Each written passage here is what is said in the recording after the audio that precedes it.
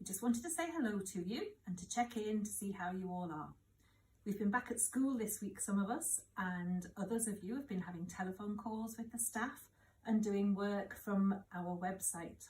Whatever you've been doing, I hope you've enjoyed it, and I hope that you've felt good about having that contact back with school. I know that we've felt very, very good about having some contact with you again. We do miss you, we think about you every day, and we hope that you're all doing well. So this is just a little message for you and a little bit of a story so you can sit back and relax and just listen for 5 minutes. So this is the first chapter from a book that I've bought this week called The Tale of Angelino Brown, and it's written by David Armand, who is a local author. So let's see what you think. Here we go, all aboard. This is Bert. Bert on his bus. He's been driving the same bus on the same road for 10 long years. 10 years! That's longer than some of us have been alive. And for the 10 years before that, he drove another bus along another road on the other side of town. I know some folk would love to drive a bus. Maybe you would. Maybe Bert did when he started, way back in the distant days when he was young and bright and full of hope. But not now. Oh no, not now. Mr. Bertram Brown has had quite enough. What a way to spend a life. Start, stop, start, stop, start, stop, start, stop. Brakes sighing, doors creaking, engine throbbing. Traffic lights, traffic jams, hold-ups, roadworks, glaring fun, fog and puddles, ice and bloomin' snow. And bus stops. What's the point of bus stops? All them people waiting, all them bloomin' hands held out. Stop here, bus driver. Let us onto your cosy bus. Passengers. Who invented passengers? Old ladies with their sticks, smelly old blokes with their wobbly hands and dribbly gobs, dippy mothers with their screaming toddlers and babies puking in their arms. Wheelchairs and shopping bags and pushchairs and parcels, lads with their lasses and lasses with their lads, making lovey-dovey eyes and going coo, coo, coo and holding bloomin' hands. And kids. Kids! Don't get Bert started about kids. Who on earth invented them? Cheeky, snotty-nosed creatures. Let us off with 10 pence, mister. I dropped your money in the gutter, mister. I'm not 15, I'm only 8. Look out, your back wheel's catching up with your front wheel. Stop the bus, I want a wee-wee. Stop the bus, I want a... Kids, what's the point of them? Oh, heck. Here he is at St. Mungo's yet again. And here they come, the little brats, one at a time. Keep in order, sit down. Stop that giggling. Stop that screeching. Stop that racket. Kids, lock 'em up and chuck away the bloomin' key. Kids, shut up. Sit down. Sit down. At least it's nearly over. Bert's getting on. Look at him. Hardly any hair at all. It'll soon be time for retirement. Freedom at last. No more driving for old Bert. No more bus stops. No more passengers. No more kids. No more rotten, cheeky kids. But hang on. What's this? What's up?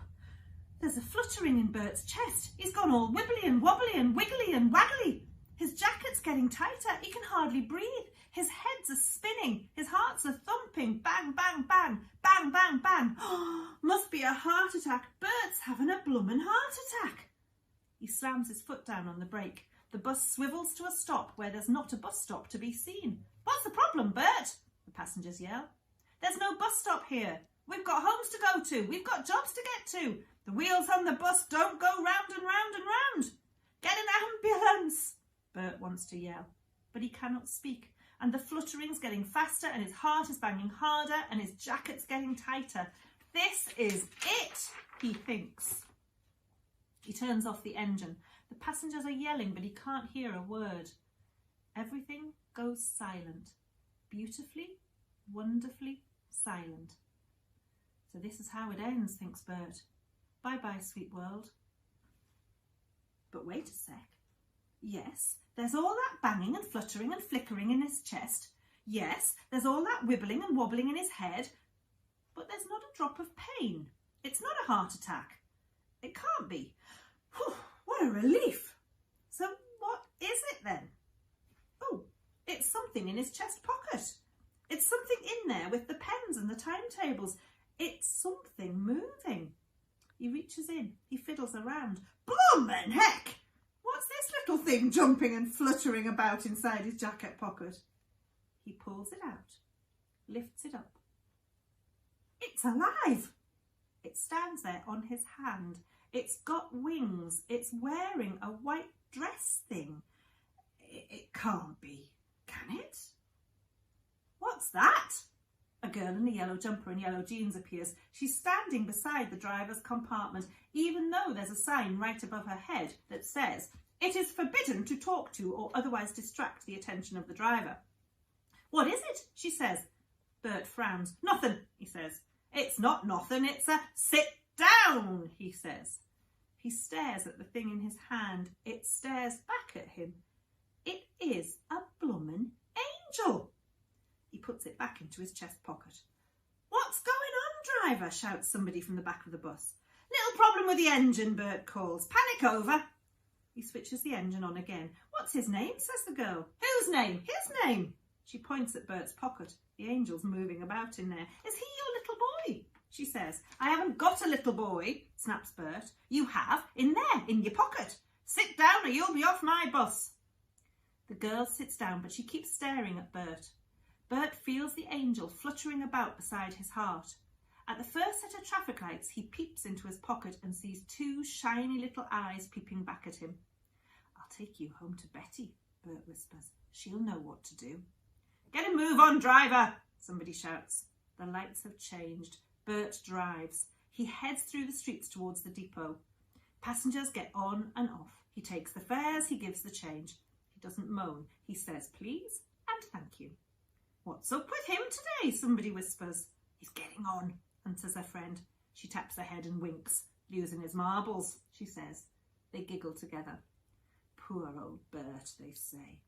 "I have to get off here," says the girl in yellow. "Off you go then," says Bert. "Here's a midget gem," she says. "A what?" "For your little boy."